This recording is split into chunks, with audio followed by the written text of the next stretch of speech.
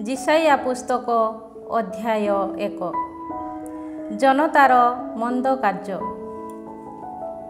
उसिया, जोथाम, आहाज, हेसेकिया नामक जुदार राजामानंक राजत्व समय रे जुदा तथा जेरुसलेम संबंध रे आमोसंक पुत्र जिसाइयाଙ୍କୁ प्राप्त दर्शनर विवरणी।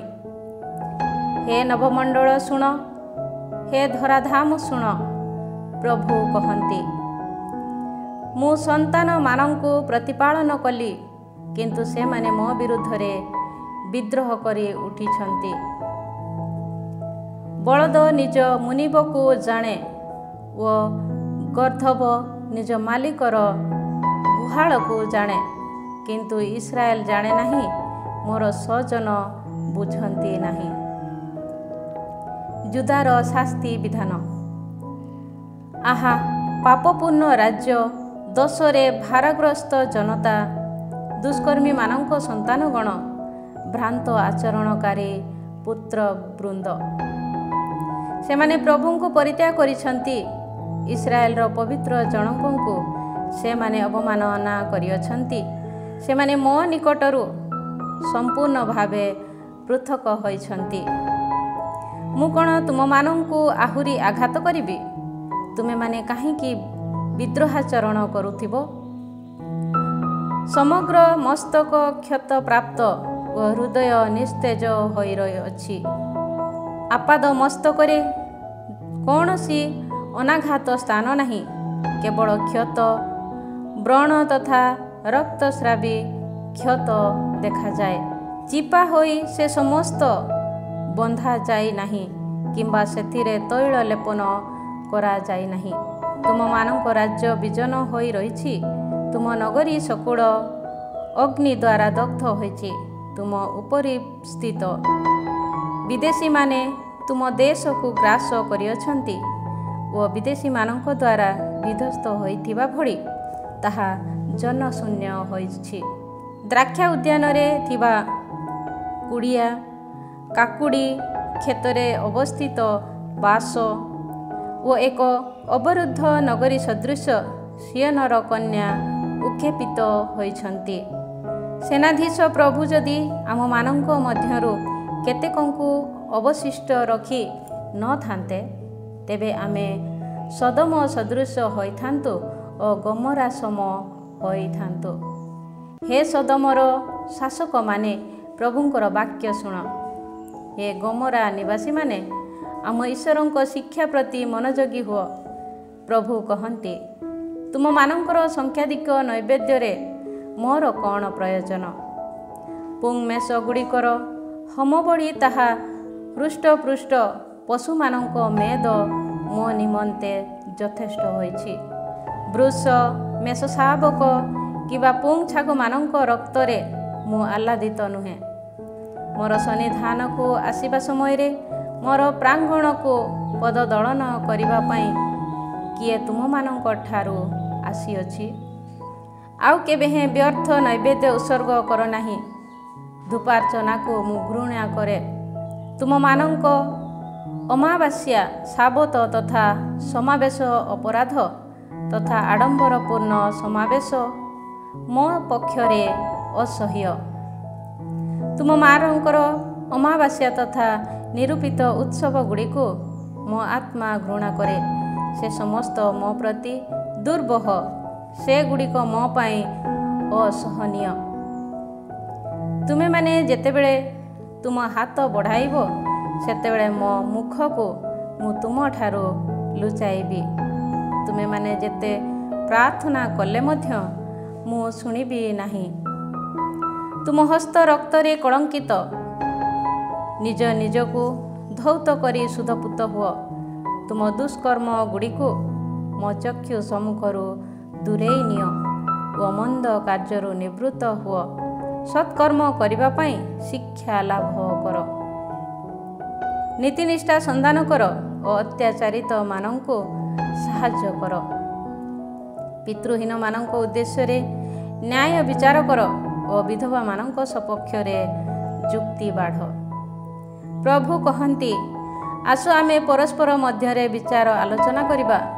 ଯଦିଓ ତୁମମାନଙ୍କ ପାପ ଗାଢ଼ ଲୋହିତ ବର୍ଣ୍ଣ ପରି, ତଥାପି ସେ ସମସ୍ତ ହିମ ସଦୃଶ ଶୁଭ୍ର ହେବ। ତାହା ଯଦିଓ ରକ୍ତ ବର୍ଣ୍ଣ ତୁଲ୍ୟ, ତଥାପି ତାହା ମେଷଲମ ସଦୃଶ ହେବ। ଅନୁଗତ ହେବା ପାଇଁ ତୁମେମାନେ ଯଦି ସମ୍ମତ, ତେବେ ତୁମେ ଭୂମିରୁ ଉତ୍ପନ୍ନ ଫଳ ଉପଭୋଗ କରିବ। କିନ୍ତୁ ତୁମେମାନେ ଯଦି ବିଦ୍ରୋହ କରି ଅସମ୍ମତ ହୁଅ, ତେବେ ତୁମେ ଖଡ଼୍ଗର ଭୋଜ୍ୟ ହେବ, କାରଣ ପ୍ରଭୁଙ୍କର ମୁଖ ଏହା କହିଅଛି। ନୀତିନିଷ୍ଠାପୂର୍ଣ୍ଣ ବିଶ୍ୱସ୍ତ ନଗରୀ କିପରି ଜଣେ ଗଣିକାରେ ପରିଣତ ହୋଇଛି, ଯେଉଁଠାରେ ଏକଦା ନୀତିନିଷ୍ଠା ବାସ କରୁଥିଲା, ସେହିଠାରେ ବର୍ତ୍ତମାନ ନରହନ୍ତାମାନେ ରହନ୍ତି। ତୁମର ରୌପ୍ୟ ଖାଦରେ ପରିଣତ ହୋଇଛି, ତୁମର ଦ୍ରାକ୍ଷାରସ ଜଳରେ ମିଶ୍ରିତ ହୋଇଛି। ତୁମ ଅଧିପତିମାନେ ବିଦ୍ରୋହୀ ତଥା ତସ୍କରମାନଙ୍କର ସହଚର ହୋଇଛନ୍ତି। ପ୍ରତ୍ୟେକ ଲାଞ୍ଚ ଗ୍ରହଣରେ ଆସକ୍ତ ଓ ଉପହାର ନିମନ୍ତେ ଲାଳାୟିତ। ସେମାନେ ପିତୃହୀନମାନଙ୍କ ସପକ୍ଷରେ ବିଚାର କରନ୍ତି ନାହିଁ ଓ ବିଧବାମାନଙ୍କ ସମ୍ବନ୍ଧରେ କୌଣସି ବିବେଚନା କରନ୍ତି ନାହିଁ। ସୁତରାଂ ସେନାଧୀଶ ପ୍ରଭୁ ଇସ୍ରାଏଲର ଶକ୍ତିମାନ କହନ୍ତି, ହଁ, ମୋର କ୍ରୋଧ ମୁଁ ମୋର ଶତ୍ରୁମାନଙ୍କ ଉପରେ ବର୍ଷଣ କରିବି। ମୋର ବିରୋଧୀମାନଙ୍କ ବିପକ୍ଷରେ ସ୍ୱୟଂ ମୁଁ ପ୍ରତିଶୋଧ ନେବି। ମୋର ହସ୍ତକୁ ମୁଁ ତୁମ ବିରୁଦ୍ଧରେ ଉତ୍ତୋଳନ କରିବି। ଅଗ୍ନିକୁଣ୍ଡରେ ଘଟୁଥିବା ଭଳି ତୁମ ଖାଦକୁ ତରଳାଇ ମୁଁ ତୁମକୁ ପରିଷ୍କାର କରିବି ଓ ତୁମଠାରୁ ସମସ୍ତ ମିଶ୍ରିତ ଧାତୁ ଅପସାରଣ କରିବି। ଆଦ୍ୟକାଳ ପରି ତୁମ ନ୍ୟାୟାଧୀଶମାନଙ୍କୁ ଓ ପ୍ରାରମ୍ଭ ସମୟ ସଦୃଶ ତୁମ ଉପଦେଶକମାନଙ୍କୁ ମୁଁ ପୁନଃସ୍ଥାପିତ କରିବି। ତତ୍ପରେ ତୁମେ ନୀତିନିଷ୍ଠାର ନଗରୀ ତଥା ବିଶ୍ୱସ୍ତ ନଗରୀ ନାମରେ ଅଭିହିତ ହେବ। ସିୟନ ନୀତିନିଷ୍ଠ ଦ୍ୱାରା ଓ ତନ୍ମଧ୍ୟବାସୀମାନଙ୍କ ମଧ୍ୟରୁ ଯେଉଁମାନେ ଅନୁତପ୍ତ, ସେମାନେ ନ୍ୟାୟପରାୟଣତା ଦ୍ୱାରା ମୁକ୍ତି ପ୍ରାପ୍ତ ହେବେ। କିନ୍ତୁ ବିଦ୍ରୋହୀ ତଥା ପାପୀମାନେ ସମ୍ମିଳିତ ଭାବେ ବିଲୁପ୍ତ ହେବେ ଏବଂ ଯେଉଁମାନେ ପ୍ରଭୁଙ୍କୁ ପରିତ୍ୟାଗ କରନ୍ତି, ସେମାନେ ନିଶ୍ଚିହ୍ନ ହେବେ। ଯେଉଁ ଓକ୍ ବୃକ୍ଷ ସକଳ ସମ୍ବନ୍ଧରେ ତୁମେମାନେ ଆନନ୍ଦିତ ହୋଇଥିଲ, ସେ ସମ୍ପର୍କରେ ତୁମେମାନେ ଲଜ୍ଜିତ ହେବ। ଯେଉଁ ଉଦ୍ୟାନଗୁଡ଼ିକ ତୁମେମାନେ ମନୋନୀତ କରିଥିଲ, ସେ ସମ୍ବନ୍ଧରେ ତୁମେମାନେ ଲଜ୍ଜିତ ହେବ। କାରଣ ତୁମେମାନେ ପତ୍ର ଝଡ଼ି ଯାଉଥିବା ଓକ୍ ବୃକ୍ଷ ସଦୃଶ ଅଶୁଷ୍କ ଉଦ୍ୟାନ ସଦୃଶ ହେବ। ଯିଏ ଶକ୍ତିଶାଳୀ, ସେ ଛଣପଟ ସଦୃଶ ଓ ତାର ହସ୍ତକୃତ ଅଗ୍ନିକଣା ତୁଲ୍ୟ ହେବ। ସେ ଉଭୟ ଏକତ୍ର ଜଳିବେ ଓ ତାହାକୁ ନିର୍ବାପିତ କରିବା ପାଇଁ କେହି ନଥିବେ। ଅଧ୍ୟାୟ 2। ସୁରକ୍ଷାର କେନ୍ଦ୍ର ଜେରୁସାଲେମ। ଜୁଦା ତଥା ଜେରୁସାଲେମ ସମ୍ବନ୍ଧରେ ଆମୋସଙ୍କ ପୁତ୍ର ଜିସାୟାଙ୍କ ପ୍ରତି କଥିତ ବଚନ। ପ୍ରଭୁଙ୍କର ଆଳୟ ଯେଉଁଠାରେ ପ୍ରତିଷ୍ଠିତ, ସେହି ପର୍ବତ ଅନ୍ତିମ କାଳରେ ଅନ୍ୟ ସମସ୍ତ ପର୍ବତ ଅପେକ୍ଷା ସର୍ବୋଚ୍ଚ ରୂପେ ପ୍ରତିଷ୍ଠିତ ହେବ ଓ ତାହା ସମସ୍ତ ପାହାଡ଼ ଅପେକ୍ଷା ଉଚ୍ଚତର ହେବ। ସମସ୍ତ ଜନତା ତାହା ସମୀପକୁ ପ୍ରବାହିତ ହେବେ। ପୁଣି ସଂଖ୍ୟାଧିକ ଜନତା ଆସି କହିବେ, ଆସ, ଆମେ ପ୍ରଭୁଙ୍କ ପର୍ବତକୁ, ଯାକୁବଙ୍କ ଈଶ୍ୱରଙ୍କର ଆଳୟକୁ ଯାତ୍ରା କରିବା। ତାହାଙ୍କର ମାର୍ଗାବଳୀ ସମ୍ବନ୍ଧରେ ସେ ଆମକୁ ଶିକ୍ଷା ଦେବେ ଓ ତାହାଙ୍କ ପଥରେ ଆମେମାନେ ବିଚରଣ କରିବା। କାରଣ ପ୍ରଭୁଙ୍କର ବିଧାନ ସିୟନରୁ ଓ ତାହାଙ୍କର ବଚନ ଜେରୁସାଲେମରୁ ନିର୍ଗତ ହେବ। ସେ ଜନତା ମଧ୍ୟରେ ବିଚାର ସାଧନ କରିବେ ଓ ଜାତି ସମୂହ ମଧ୍ୟରେ ନିଷ୍ପତ୍ତି ନେବେ। ଆଉ ସେମାନେ ସେମାନଙ୍କ ଖଡ଼୍ଗ ସବୁକୁ ପିଟି, ଲଙ୍ଗଳ ଓ ବର୍ଚ୍ଛା ସମୂହକୁ ପିଟି ଦାରେ ପରିଣତ କରିବେ। ଦେଶ ବିରୁଦ୍ଧରେ ଦେଶ ଖଡ଼୍ଗ ଉଠାଇବ ନାହିଁ, କିମ୍ବା ସେମାନେ ଯୁଦ୍ଧ ବିଦ୍ୟା ଆଉ ଶିକ୍ଷା କରିବେ ନାହିଁ। ହେ ଯାକୁବଙ୍କ ଗୃହ, ଆସ ଆମେ ପ୍ରଭୁଙ୍କ ଆଲୋକରେ ଯାତ୍ରା କରିବା। ପ୍ରଭୁଙ୍କର ଦିନ। ତୁମ ସଜନ ଯାକୁବଙ୍କ ଗୃହ ତୁମେ ଉପେକ୍ଷା କରିଅଛ, କାରଣ ରାଜ୍ୟଟି ପୂର୍ବଦେଶୀୟ ନିଗୁଢ଼ ବିଷୟ ସନ୍ଧାନକାରୀମାନଙ୍କ ଦ୍ୱାରା ପରିପୂର୍ଣ୍ଣ ଓ ସେମାନେ ଫିଲିସ୍ତୀୟମାନଙ୍କ ଭଳି ଜ୍ୟୋତିର୍ବିଦ ହୋଇଛନ୍ତି। ସେମାନେ ବିଦେଶୀମାନଙ୍କ ସହ ହାତ ମିଳାନ୍ତି। ସେମାନଙ୍କ ଦେଶ ରୌପ୍ୟ ତଥା ସ୍ୱର୍ଣ୍ଣରେ ପରିପୂର୍ଣ୍ଣ ଓ ସେମାନଙ୍କ ଧନ ସମ୍ପଦ ଅପରିମିତ। ସେମାନଙ୍କ ଦେଶ ଘଟକ ଦ୍ୱାରା ପରିପୂର୍ଣ୍ଣ ଓ ସେମାନଙ୍କର ରଥସମୂହ ଅଗଣନୀୟ। ସେମାନଙ୍କ ଦେଶ ପିତୁଳାପୂର୍ଣ୍ଣ।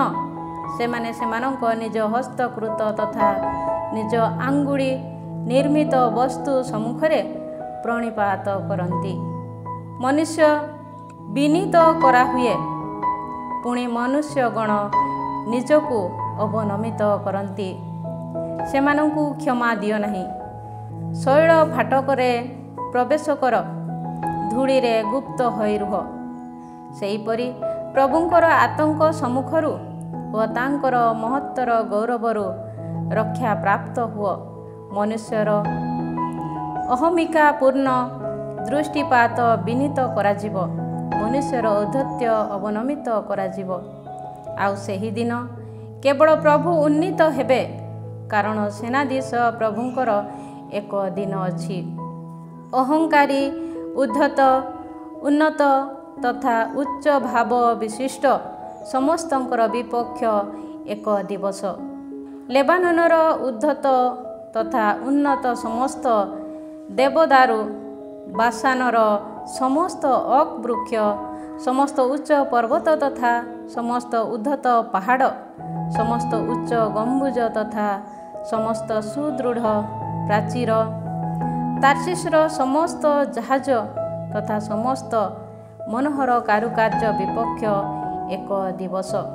ଆଉ ମନୁଷ୍ୟର ଅହଙ୍କାର ବିନୀତ କରାହେବ, ମନୁଷ୍ୟର ଔଦ୍ଧତ୍ୟ ଅବନମିତ କରାହେବ। ସେହିଦିନ କେବଳ ପ୍ରଭୁ ଉନ୍ନୀତ ହେବେ। ପିତୁଳା ସବୁ ବିଧ୍ୱସ୍ତ ହେବେ। ପୃଥିବୀକୁ ପ୍ରକମ୍ପିତ କରିବା ପାଇଁ ପ୍ରଭୁ ଯେବେ ଆଗମନ କରିବେ, ତେବେ ତାହାଙ୍କର ଆତଙ୍କ ତଥା ମହତ୍ତର ଗୌରବରୁ ଲୋକେ ଶୈଳ ଗୁମ୍ଫା ତଥା ଭୂପୃଷ୍ଠସ୍ଥ ଗହ୍ୱର ମଧ୍ୟରେ ପ୍ରବେଶ କରିବେ।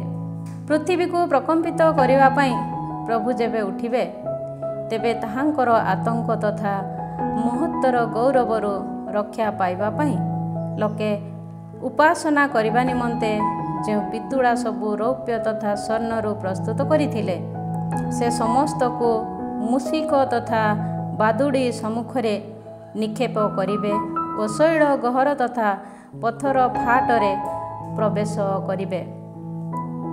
ମନୁଷ୍ୟଠାରୁ ଦୂରେଇ ରୁହ, ଯାହାର ନାସାରନ୍ଧ୍ର ଶ୍ୱାସବାୟୁ ବିଶିଷ୍ଟ, କାରଣ ତାର ମୂଲ୍ୟ କ'ଣ?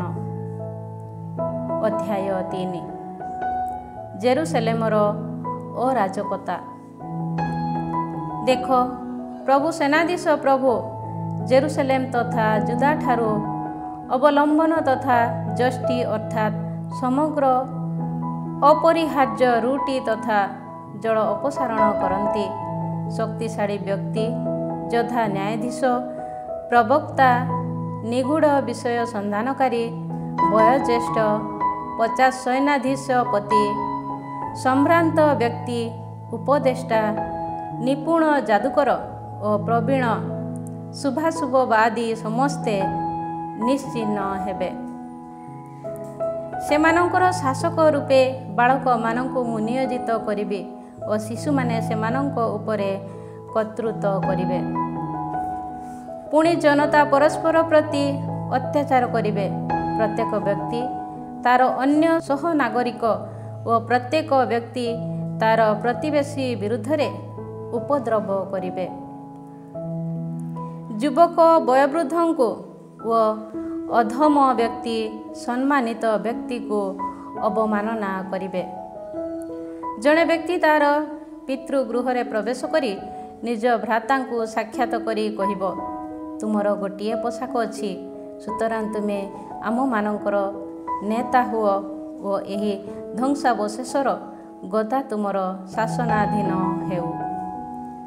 ସେ ସମୟରେ ସେ ଉତ୍ତରରେ କହିବ, ମୁଁ ଚିକିତ୍ସକ ହେବି ନାହିଁ, ମୋ ଗୃହରେ ରୁଟି କିମ୍ବା ପୋଷାକ ନାହିଁ। ତୁମେ ମୋତେ ଜନତାର ନେତା ରୂପେ ନିଯୁକ୍ତି ପ୍ରଦାନ କର ନାହିଁ, କାରଣ ଜେରୁସାଲେମ ବିଶ୍ୱସ୍ତ ଯୁଦା ନିପତିତ ହୋଇଅଛି। କାରଣ ସେମାନଙ୍କ ବାକ୍ୟ ତଥା କର୍ମ ଦ୍ୱାରା ପ୍ରଭୁଙ୍କୁ ବିରୋଧ କରି ସେମାନେ ତାହାଙ୍କ ଗୌରବପୂର୍ଣ୍ଣ ସାନ୍ନିଧ୍ୟକୁ ତାଚ୍ଛଲ୍ୟ କରିଅଛନ୍ତି। ସେମାନଙ୍କ ପକ୍ଷପାତିତା ସେମାନଙ୍କ ବିରୁଦ୍ଧରେ ସାକ୍ଷୀ ସ୍ୱରୂପ ହୋଇଛି। ସେମାନେ ସେମାନଙ୍କ ପାପକୁ ଲୁଚାଇ ନ ରଖି ସଦମ ସଦୃଶ ତାହାକୁ ପ୍ରଖ୍ୟାପନ କରନ୍ତି। ସେମାନଙ୍କୁ ଧିକ୍, ନିଜ ପାଇଁ ସ୍ୱୟଂ ସେମାନେ ମନ୍ଦତାକୁ ଆମନ୍ତ୍ରଣ କରିଅଛନ୍ତି।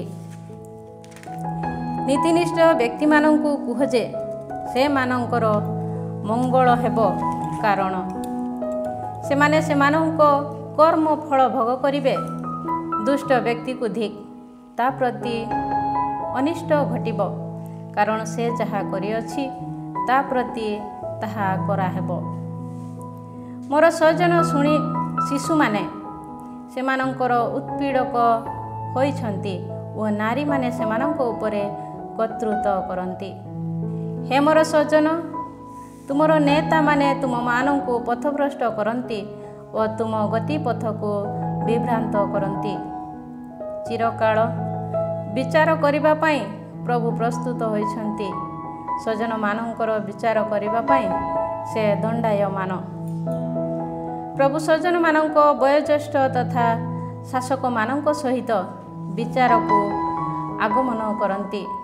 ତୁମେମାନେ ହିଁ ଦ୍ରାକ୍ଷା ଉଦ୍ୟାନକୁ ବିନଷ୍ଟ କରିଅଛ। ଦରିଦ୍ରମାନଙ୍କଠାରୁ ଲୁଣ୍ଠିତ ବସ୍ତୁ ତୁମମାନଙ୍କ ଗୃହରେ ଅଛି। ମୋର ସଜନମାନଙ୍କୁ ଅତ୍ୟାଚାର କରିବା ଓ ଦିନହୀନମାନଙ୍କ ସମ୍ମୁଖକୁ ଘଷିବା ପାଇଁ ତୁମମାନଙ୍କର କି ଅଧିକାର ଅଛି? ସେନାଧୀଶ ପ୍ରଭୁ ଈଶ୍ୱର ଏହା କହନ୍ତି। ଜେରୁସାଲେମର ନାରୀମାନଙ୍କ ବିରୁଦ୍ଧରେ ଚେତାବନୀ। ପ୍ରଭୁ କହନ୍ତି, ସିୟନର କନ୍ୟାମାନେ ଗର୍ବିତା। ସେମାନେ ବେକ ଲମ୍ବାଇ ଓ ପ୍ରଲୁବ୍ଧକାରୀ କଟାକ୍ଷ କରି ଭ୍ରମଣ କରନ୍ତି ଓ ପାଦ କଙ୍କଣ ଦ୍ୱାରା ଝୁଣୁ ଝୁଣୁ ଶବ୍ଦ କରି ଗମନ କରନ୍ତି। ସୁତରାଂ ସିୟନ କନ୍ୟାମାନଙ୍କ ମସ୍ତକକୁ ପ୍ରଭୁ କାଛୁ କୁଣ୍ଡିଆରେ ଆକ୍ରାନ୍ତ କରିବେ ଓ ସେମାନଙ୍କ ଉଲଗ୍ନତାକୁ ପ୍ରଦର୍ଶିତ କରିବେ। ସେହିଦିନ ପ୍ରଭୁ ସେମାନଙ୍କ ନୂପୁର, ମୁକୁଟ, କର୍ଣ୍ଣଭୂଷଣ, କଙ୍କଣ, ଓଢ଼ଣୀ, କେଶପଟି, ପାଦର ବଳୟ, କଟିବନ୍ଧନୀ, ଅତର ଶିଶି, ବାହୁଟି, ନାକଫୁଲ, ବହୁମୂଲ୍ୟ ବସ୍ତ୍ର, ପୋଷାକ, ଜାମା, ହାତଥଡ଼ି, ସୂକ୍ଷ୍ମ ବସ୍ତ୍ରାଳୟ, ପାଟ ବସ୍ତ୍ର ତଥା ଶିରବସ୍ତ୍ରକୁ କାଢ଼ି ନେବେ। ସୁଗନ୍ଧ ଦ୍ରବ୍ୟ ପରିବର୍ତ୍ତେ ଦୁର୍ଗନ୍ଧ, କଟିବନ୍ଧନୀ ପରିବର୍ତ୍ତେ ରଜ୍ଜୁ, ସୁନ୍ଦର କେଶସଜ୍ଜା ପରିବର୍ତ୍ତେ ଲଣ୍ଡିତ ମସ୍ତକ, ବହୁମୂଲ୍ୟ ପୋଷାକ ପରିବର୍ତ୍ତେ ଚଟବସ୍ତ୍ର ଓ ସୌନ୍ଦର୍ଯ୍ୟ ପରିବର୍ତ୍ତେ ଧିକ୍କାର ହେବ। ତୁମମାନଙ୍କର ପୁରୁଷମାନେ ଖଡ଼୍ଗ ଦ୍ୱାରା ନିପତିତ ହେବେ ଓ ଶକ୍ତିଶାଳୀ ବ୍ୟକ୍ତିମାନେ ଯୁଦ୍ଧଭୂମିରେ ପତିତ ହେବେ। ନଗରୀ ଦ୍ୱାର ସକଳ କ୍ରନ୍ଦନ ତଥା ବିଳାପ କରିବେ ଏବଂ ବିଧ୍ୱସ୍ତ ହୋଇ ସେ ଭୂମିରେ ଉପବିଷ୍ଟ ହେବ। ଅଧ୍ୟାୟ 4। ସେହିଦିନ 7 ଜଣ ନାରୀ ଜଣେ ପୁରୁଷକୁ ଧରି କହିବେ, ଆମେମାନେ ନିଜ ନିଜ ରୁଟି ଆହାର କରିବୁ ଓ ନିଜ ନିଜ ବସ୍ତ୍ର ପରିହିତ ହେବୁ।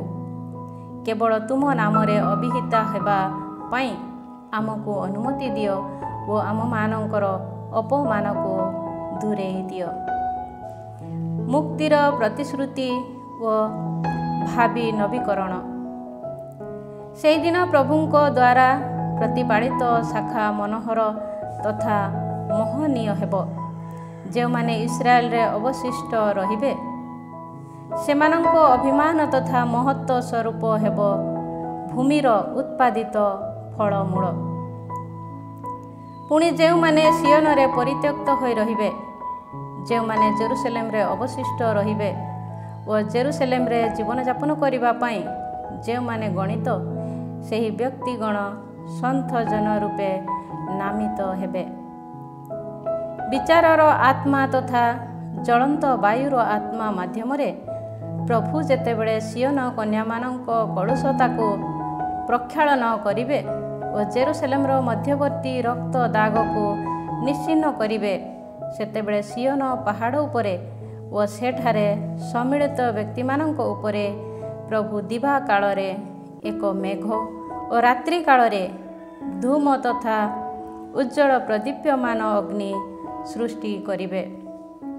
କାରଣ ପ୍ରଭୁଙ୍କ ଗୌରବ ସମସ୍ତଙ୍କ ଉପରେ ଏକ ବିତାନ ତଥା ଶିବିର ସଦୃଶ ଅବସ୍ଥାନ କରିବ।